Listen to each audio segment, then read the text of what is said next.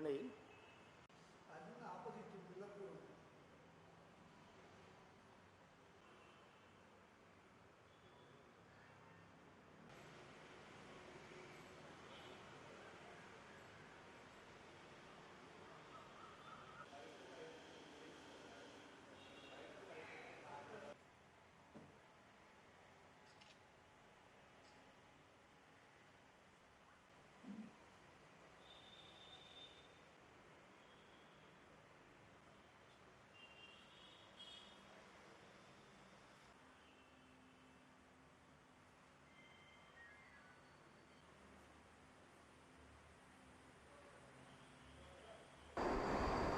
ఓం సాయిరామ్.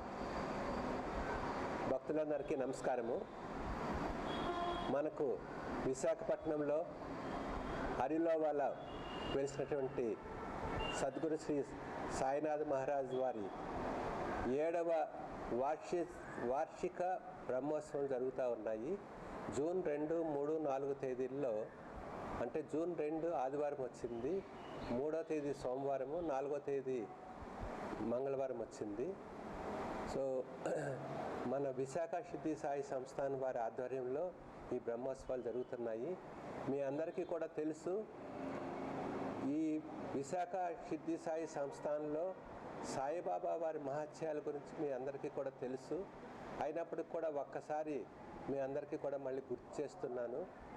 ఇది యాక్చువల్గా సుమారు ఒక 600 గజాల స్థలంలో ఇది ఇంటి స్థలం అండి. ఈ ఇంటి స్థలంలో ఇది ఉదయలక్ష్మి గారు అనేసి ఐఏఎస్ ఆఫీసర్ వారు, తర్వాత నేను రమణ కుమార్, నేను పోలీస్ సర్వీస్లో ఐజీగా ఉన్నాను. మేమంతా కూడా మా ఇంటి స్థలం ఇది. ఈ ఇంటి స్థలంలో రిటైర్ అయిన తర్వాత ఇల్లు కట్టుకుందామనేసి ఉంచాము.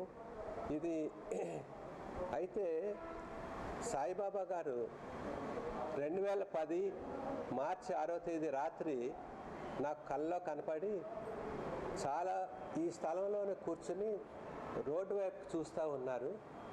రోడ్డు వైపుకి చూస్తూ చాలా దేదీప్యమానంగా వెలుగుతూ ఉన్నారు.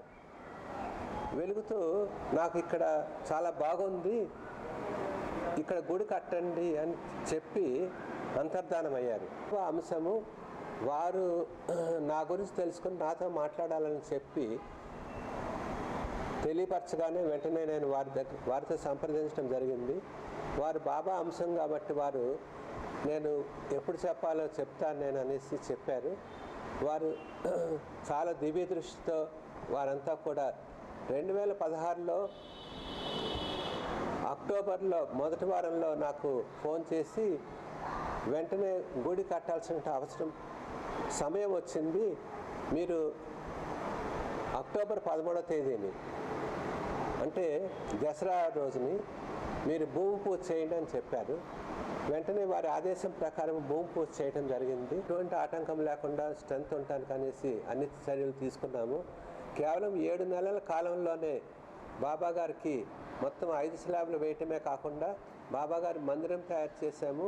బాబా గారిని తీసుకుని వచ్చి ప్రతిష్ఠ కూడా చేశాము. కేవలం మొత్తం అంతా కూడా కేవలం 7 నెలల్లో పూర్తి అవ్వటం అనేటువంటి బాబా గారు వారు కావాలనుకున్నారు కాబట్టి ఆ విధంగా జరిగింది. ఇకపోతే బాబా గారి విగ్రహం గురించి చూసినట్లయితే షిర్డీలో బాబా గారు ఉన్నప్పుడు వారి శిష్యుడు వసంతరామ్ తాలీం అనేసి ఉన్నారు. వారు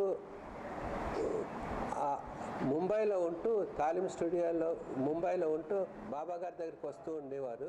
వారు దగ్గరగా చూసి శిల్పి కాబట్టి ఆయన దగ్గరగా చూశారు కాబట్టి బాబా గారి సమాధి అయిన తర్వాత దాదాపు 1956 వరకు కూడా అసలు బాబా గారి గురించి ఎవరు అనుకోలేదు. 56 సంవత్సరంలో బాబా గారి విగ్రహం బాబా గారి మందిరం కట్టాలి షిర్డీలో అనేసి అనుకొని అప్పుడు ఒక మౌల్డ్ తయారు చేసి బాబా గారిని దగ్గరగా చూశారు కాబట్టి ఒక శిల్పిగా చక్కగా చెక్కడం జరిగింది. చాలా బాధతో వస్తున్నటువంటి వాళ్ళకి ఆశీర్వాదం చేయడానికి బాబా గారు ఇక్కడ పిలిచారేమని ఇప్పుడు అనిపిస్తుంది. ఇప్పుడు బాబా గారు 7 సంవత్సరాలు పూర్తయింది. ప్రతి సంవత్సరం కూడా జూన్ 2, 3, 4 తేదీల్లో ప్రతిష్ఠ చేసినటువంటి కార్యక్రమం టైంలో చేస్తున్నాం కాబట్టి ఈ సంవత్సరం కూడా జూన్ 2, 3, 4 తేదీల్లో మన బాబా గారి బ్రహ్మోత్సవాలు చేస్తున్నాము. దానికి తర్వాత ముఖ్యంగా 3వ తేదీని జూన్ సోమవారం రోజుని మధ్యాహ్నం 12:30కి మహా అన్నదానం అనేటువంటిది జరుగుతుంది. భక్తులందరూ కూడా 2, 3, 4 తేదీల్లో వచ్చి బాబా గారిని దర్శించుకొని వారి ఆశీస్సులు తీసుకొని తీర్థప్రసాదాలు తీసుకోవాల్సిందిగా నేను కోరుచున్నాను. నమస్తే.